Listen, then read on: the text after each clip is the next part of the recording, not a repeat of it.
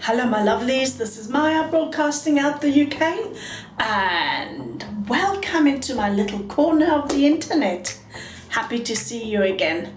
Today might be a tiny bit longer this video because I want to discuss a few things with you today. But let's just go straight into it. The soap I am using today is Varen. It is a mutton tallow from Stirling. General scent. This is a natural fougere with oak moss, lavender, coumarin, vetiver, sage, cedar, lichen and geranium. I have already mixed it all up with the RazoRock Beehive. Okay. And it smells absolutely gorgeous. And if you want to know how I got this lather, I did it the modern way today. Check my video on how to lather. Bowl lathering 3 ways. The razor I am using today is the Rockwell 6S, and in it I have the Shark Platinum on its 4th use, most probably its last. Right, let's get going. I'm going to wet my face. I have cold water and I actually mixed up the lather also with cold water. So let's just get going, and that's a good start. I've already messed up my glasses. Okay. Now let me just hope that I can get my glasses dry. There we go. Okay, let's get going. Let's do the first pass. That's a hair. Yes, and I've stuck my hair up. I washed my hair yesterday and it's just absolutely going everywhere. This is rather a wet lather today.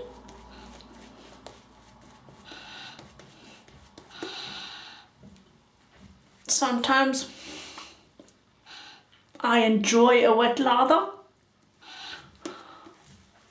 and it's good to practice wet ones as well for the case when you're using straights and shavettes. Oh, look at, you should see this. I have the whole cupboard full of lather. It's just gone everywhere. This is just what I've scooped up from the cupboard.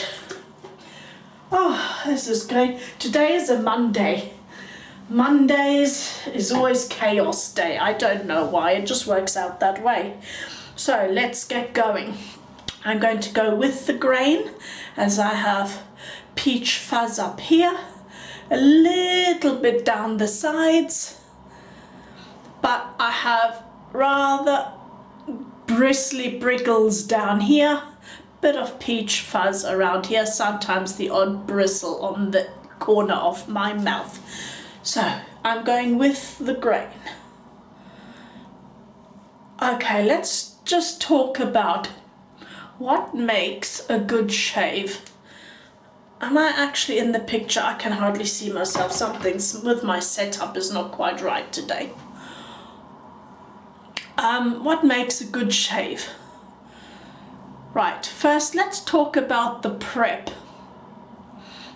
Now, if you have a beard, this prep will be very important to you. The more beard and the coarser it is, the more important the prep will be. So first you need a towel, or you go into the shower before you shave with hot water. Then you put that, if you're using just a towel, put that hot towel onto your beard area. It's going to be really hot, but not that you burn yourself, right? And then you've got to lay it on there until it gets cold. Repeat that maybe another 2 times. You will get the feel for it. Just get the feel for it. So why is that important? It will prepare the follicles of the skin so that when you shave, you will get a very close shave, and then afterwards, when you're done shaving and you go to the post-shave treatment, that the follicles will close, but not make you get razor burn or razor bumps, right? Or ingrown hairs. That's why the prep is important. Second pass. So that's the prep. Then we go on to the pre-shave. That's the next stage. The pre-shave, which I also have not done today, I tend only to use it. Oops, my earrings are flying. I tend only to use it when I'm using shavettes. Then I use a pre-shave. Right, what is a pre-shave? You use an oil, a cream, a pre-shave cream, or a bar soap to prepare the beard, soften it up, and also to give it extra glide. Now I've got very wet lather here today, but that's fine with me. And I've got lather everywhere. Now I'm going against the grain. No, across the grain, I'm sorry. From side to side. So that's what you use. So what have I mentioned? Have I mentioned glycerin bar? I personally like the glycerin or the Castile bars best. Oil has not worked so well for me, and the Proraso creams also have not worked fabulous for me, but I haven't got a beard. So for me, glycerin gives that extra slip, and the Castile bars, which are olive oil based, coconut oil based, with very little ingredients anyway. That's Castile, so 98% is of one soap or the other. All natural, nothing else in there. Shouldn't be more than 3 ingredients in there. That's a Castile bar. So that's the pre-shave. And then of course you've got to choose your soap, right? Okay, you've got to choose your soap with these categories.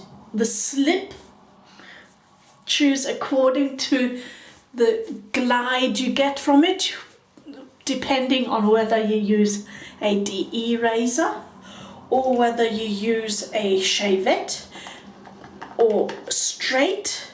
If you're using a straight or shavette, you will need a lot more protection and slip than when you're using a DE razor. But these days most soaps have that, so I wouldn't worry about it per se, but on some brands you notice a lot more slip than others. If you go to some of my older videos, I've always got in the information box the information about the particular soap I was using that day for shaving and its protection and slip and scent and all of that.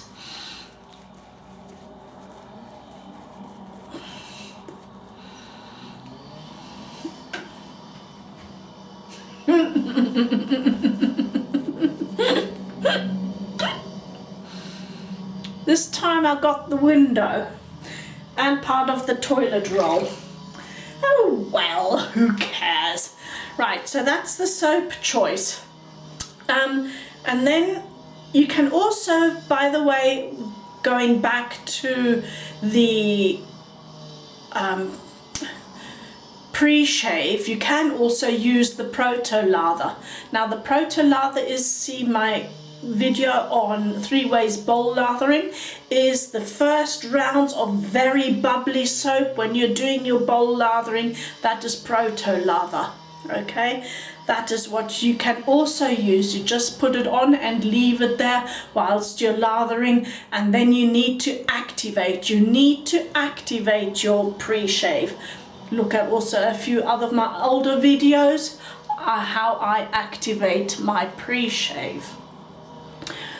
That way you will get the most out of it. Though I won't say it won't work without the activating, but you will get the most slip out of it by activating, especially if you have a beard. Okay, and the coarse one come to that. Right, then next thing is the brush you have to consider. Where have I put my razor? Here we go. Okay, then you've got to consider your brush. And that's of course according to preference, whether you take a synthetic or you take a natural hair brush. I have also in Lather Lab playlist, I have videos on synthetics and on natural hair brushes. Check some of those out so that you can maybe find out what your preference is. If you're in a rush, now I'm going actually from south to north, from chin to nose, against the grain here. Check those out. Because the natural hair brushes you have to soak, so if you're in a rush, synthetics will be easier. Also depending on your climate, if you have a very wet and humid climate where nothing dries well, maybe you'll choose a synthetic instead of a natural, or a horsehair, which generally dries a little quicker than the dense badger. So you'll see me using synthetics in the winter more, and natural hair brushes more in the summer because of the drying process. I don't want to leave my brushes over the heating for very often because it does damage after a while the bristles. So that's why I tend to do natural hair summer, when I can just have the normal window open to dry my brushes and not over the heating. Okay, we've already spoken about the soap. Let me see, what is next? Loading the soap, and then you have to choose whether you're going to be loading your soap into a bowl or whether you're going to be doing face lathering. Both work very well. I am a bowl latherer by preference because my skin is very sensitive. So even soft brushes will irritate my skin if I do a lot of agitation on my skin. So I choose bowl lathering over face lathering, but you can also do a mixture. Sometimes if you partially bowl lather and partially face lather, then I see with quite a few men that they actually prefer to do that method. It seems to be easier to get a really rich lather that way. Let me just interrupt for a minute. Look, I have loads of soap left, and this was a really lovely shave. The scent on the Varen is medium, not super strong, so that is really nice. And it has, the mutton tallow does actually have a superior feel to it. The post-shave feel is superior. Okay, I am now just going to put some aloe first on. Right, okay, then the next bit to getting a great shave is the lather. Once again, refer to my bowl lathering 3 ways, and this weekend I will actually be putting up face lathering, a video on face lathering, so then you can go back to those and see what I do and then adjust to what you like best. Oh, this is very close indeed, and all my bristles, this is BBS. This is superb. Let this just dry for a minute. Whilst it's drying, I will just carry on talking to you. So creating the lather, and then of course you've also got to choose your razor. Now, I always say, beginners, please try to get a good quality head, and I've discussed this before in my video. Get a DE89 head, whether you pay only £4 like for an Edward X Jacob on eBay, that's a DE89 head, or whether you get yourself a Merkur 34C, or whether you get yourself an Edwin Jagger DE89 or a Mule. Whichever you choose into your price range, choose something with a bit of quality so that you can actually work on your technique. Okay, with a crap razor, you will just lose heart at it and think this is not for me. You'll cut yourself and it will not be a pleasurable experience. So, choice of blade is the next one. I always suggest to get 3 blades when you're a beginner. A mild one. Excuse me. A mild one, such as Derby, Astra, Wilkinson sword. Those are normally the ones that come with razors anyway. Because those are mild ones to try and test. And they normally work well. You get a feeling for those. Either one of those 3. Get a mid-range one, like a Gillette 7 o'clock black, a Gillette silver blue, or platinum, or let me think, treat, or the shark platinum, which I use today, is a mid razor, mid blade, mid sharp blade. Oh, there are so many, but those are just a few that I can think of right now. I'd have to most probably group up a few and think about it really hard, but they're sort of in the medium. And then get yourself one sharp one. Now, I would suggest either a Gillette set, a Voscott, or a Feather. Or if you want to go super sharp, then get a Kai blade. Okay, those are the sharp. So get one of each and then try it out on your razor and see what suits your skin and your beard type best. And then from there you can start adjusting to the choice of razor. If you do not want to go to a DE89 head, then the next best option for me would be an adjustable, and that's what I did. I got myself the Merkur Progress, so then I could put every blade that I had in there and then just dial it up and dial it down and get a really good feel as to what kind of blade I liked and what aggressiveness I liked.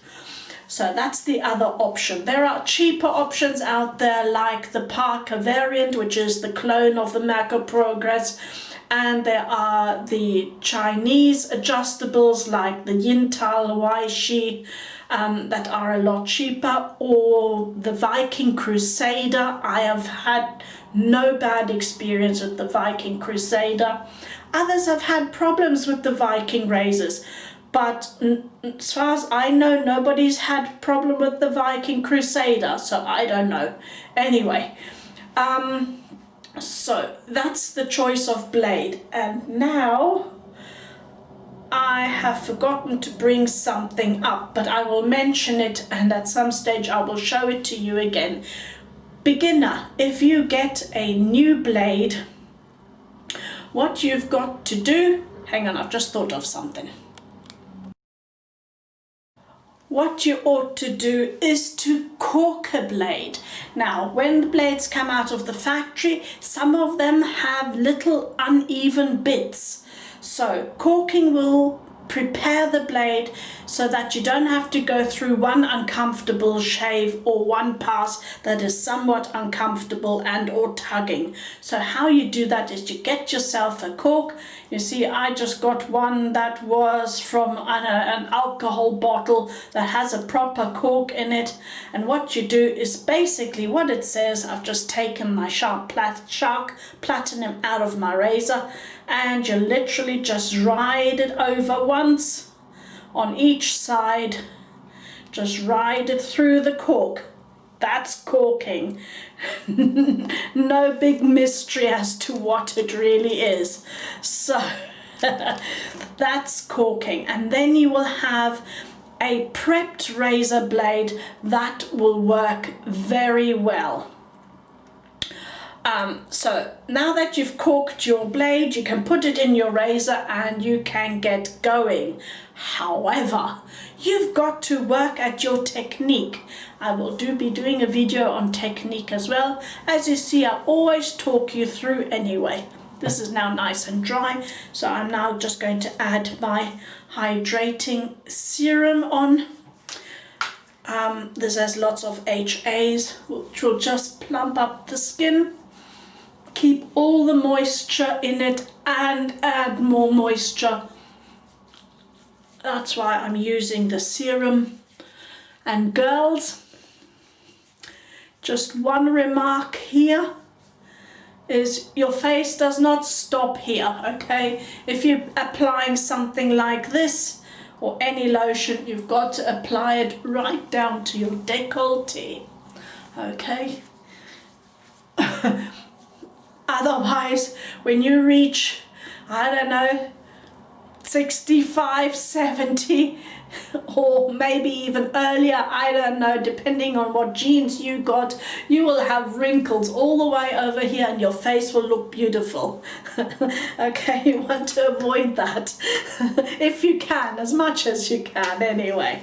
So then you have to practice your technique. You've got to map your beard, as in how your hair grows, and I mentioned that in the former video as well, so please go back and look at that. I said you've got to grow out your beard and you've got to maybe 3 days growth, something like that, or maybe even 4, depending on how strong your hair grows, so that you can see which direction is it growing, so that you know what is with the grain, against the grain, and across the grain. Okay, some will be all messed up.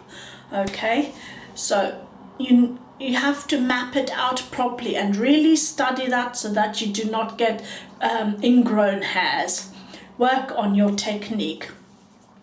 Right, and then last but not least, which I am now in the middle of doing, is the aftercare, the post-care. Lots of men use alum blocks. Now, I myself don't like alum blocks because I have a thing about alum being that close to capillaries, so I don't use them, but I use my aloe first. Others use witch hazel and tea tree oil and things like that, or general pH balancers. I often use these two as well, the balancing toner, which is a pH toner, and the activator, which closes up the pores and disinfects at the same time, just in case. To the blades once more, don't use your blades more than 7 times. Okay, if it's not blunt before then, you will notice when it starts tugging, it's done, okay? But if you think you could still get more out, don't. From a dermatological point of view, it is unhygienic. Just don't do it, okay? It's microscopically unhygienic, but still you don't want to cut yourself and then get bacteria and stuff into your blood system. You don't want that. That causes irritation, that causes itch, that causes burn, that causes all sorts of little problems, but that might become a bigger problem in the end. So then the next, of course, after you've done that, the alum block, some wash it off. I definitely would. Oh, and not to forget, if you do get a cut, get yourself, and this took me ages, a styptic pencil, okay? These are used wet. You wet it and then put it on the cut to stop it bleeding. It works fabulously and it stings like heck, okay? So if you're a sissy, just grit your teeth, okay? Grit your teeth and just do it. It took me ages to get one. I should have gotten one long before, because when I do my legs, sometimes I get really nasty cuts because I'm just not concentrating. So, styptic pencil, pH balancer. Oh, then next is get yourself a lotion, or a splash or a balm or something like that. Okay, with or without lanolin, with or without scent, whatever suits your skin type. Okay, you need to put the hydration back. You need to calm the skin down.